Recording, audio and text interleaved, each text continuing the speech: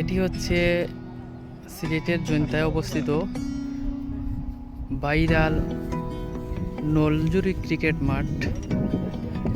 অনেক সুন্দর একটি মাঠ।